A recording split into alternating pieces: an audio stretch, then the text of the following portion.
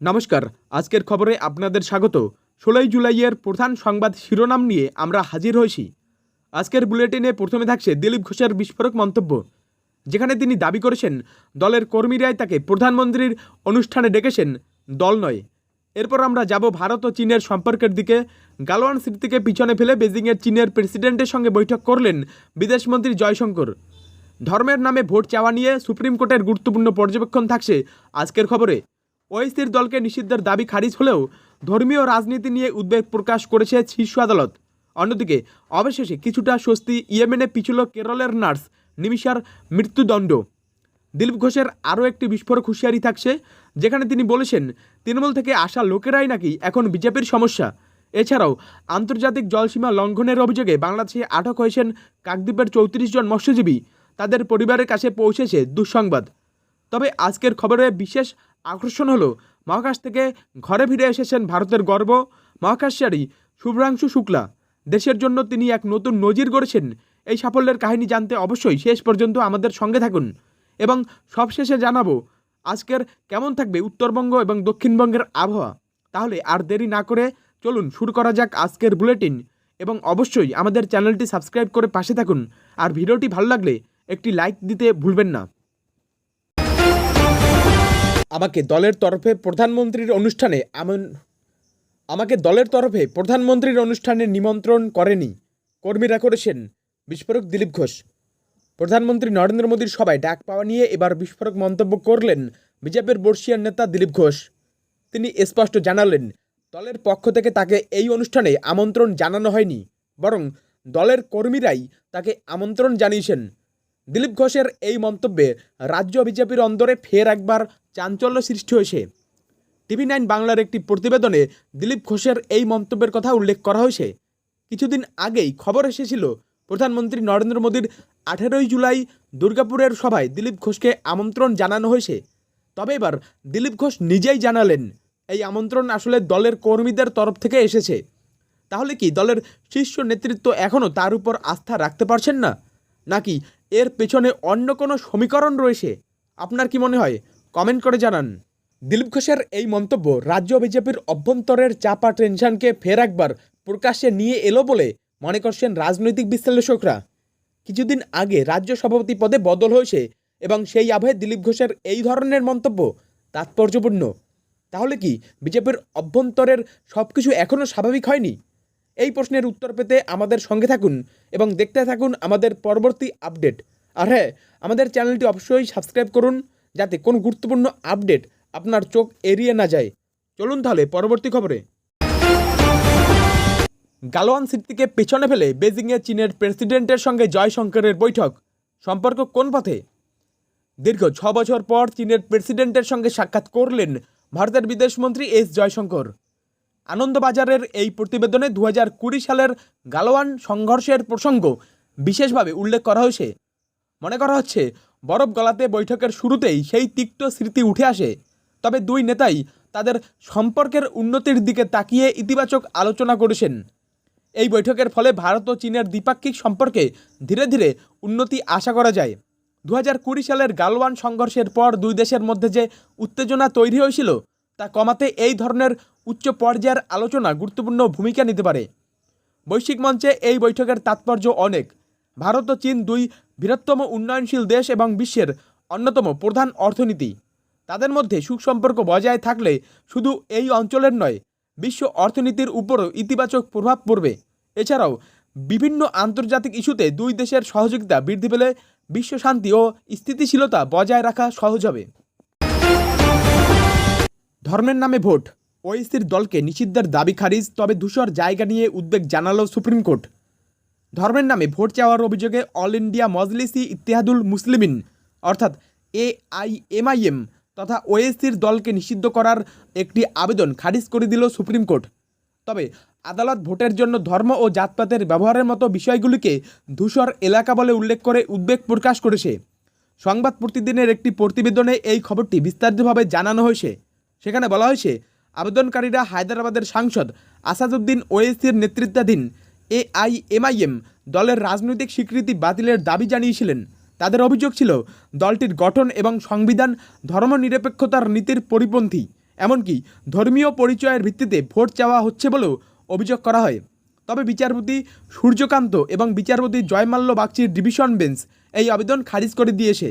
আদালত বলেছে এআইএমআইএম এর সংবিধান ভারতের সংবিধান এবং সংখ্যালঘুদের অধিকার রক্ষার নীতির সঙ্গে সঙ্গতিপূর্ণ। যদিও আদালত মৌখিকভাবে ধর্ম ও জাতপাতের ভিত্তিতে ভোট চাওয়ার বিষয়টিকে একটি ধূসর এবং বিপজ্জনক এলাকা বলে অভিহিত করেছে। অবশেষে সাময়িক স্বস্তি। ইয়েমেনে পিছল কেরলের নার্স নিমিষার মৃত্যুদণ্ড। ইয়েমেনে মৃত্যুদণ্ডপ্রাপ্ত কেরলের নার্স নিমিষা প্রিয়ার জন্য অবশেষে এক স্বস্তির খবর। 16 জুলাই তার ফাঁসি হওয়ার কথা থাকলেও শেষ মুহূর্তে তা পিছিয়ে দেওয়া হয়েছে। এই খবরে নিমিষার পরিবার এবং তাকে বাঁচানোর জন্য প্রচেষ্টারত সকলের মধ্যে কিছুটা হলেও আশার সঞ্চার হয়েছে। সংবাদ প্রতিদিনের একটি প্রতিবেদন থেকে জানা যাচ্ছে, ভারত সরকারের কূটনৈতিক প্রচেষ্টার ফলস্বরূপ এই স্থগিতাদেশ এসেছে। নিমিষাকে বাঁচানোর জন্য ব্লাড মানি অর্থাৎ রক্তপান নিয়ে আলোচনার একটি গুরুত্বপূর্ণ সুযোগ তৈরি হয়েছে। প্রসঙ্গত, ইয়েমেনের শরিয়া আইন অনুযায়ী নিমিষার পরিবার যদি নিহত ব্যক্তির পরিবারকে রক্তপান হিসেবে 10 লক্ষ মার্কিন ডলার দিতে পারে তবেই তার প্রাণ ভিক্ষা মঞ্জুর হতে পারে। নিমিষার মুক্তি নির্ভর করছে সেই আলোচনার উপর। ভারতের সুপ্রিম কোর্টও এই বিষয়ে সোমবার শুনানি করেছে এবং অ্যাটর্নি জেনারেল জানিয়েছেন যে ভারত সরকার সম্ভাব্য সকল প্রকার চেষ্টা চালিয়ে যাচ্ছে, তবে হাইতি নিয়ন্ত্রিত স্থানায় জটিল কূটনৈতিক পরিস্থিতির কারণে তাদের বিকল্পগুলি সীমিত। এই পরিস্থিতিতে নিমিষার মৃত্যুদণ্ড পিছিয়ে যাওয়া নিঃসন্দেহে একটি ইতিবাচক অগ্রগতি, তবে তাকে সম্পূর্ণভাবে মুক্ত করার জন্য আরও অনেক পথ পেরোতে হবে। এই বিষয়ে পরবর্তী আপডেটের জন্য আমাদের সাথে থাকুন এবং দেখতে থাকুন। আর হ্যাঁ, এমন মানবিক সংবাদের জন্য আমাদের চ্যানেলটি সাবস্ক্রাইব করতে অবশ্যই ভুলবেন না। চলুন তাহলে পরবর্তী খবরে। যারা তৃণমূল থেকে এসেছে তারাই আজ বিজেপির সমস্যা, দিলীপ ঘোষের বিস্ফোরক হুঁশিয়ারি। বিজেপির বর্ষিয়ান নেতা দিলীপ ঘোষ ফের একবার দলের অভ্যন্তরে থাকা কিছু সদস্যকে নিয়ে মুখ খুললেন। এবার তিনি সরাসরি হুঁশিয়ারি দিয়েছেন যে তৃণমূল কংগ্রেস থেকে বিজেপিতে আসা কিছু ব্যক্তি বর্তমানে দলের জন্য সমস্যা তৈরি করছেন। তার এই মন্তব্যে রাজ্য বিজেপির অন্দরে নতুন করে জল্পনা শুরু হয়েছে।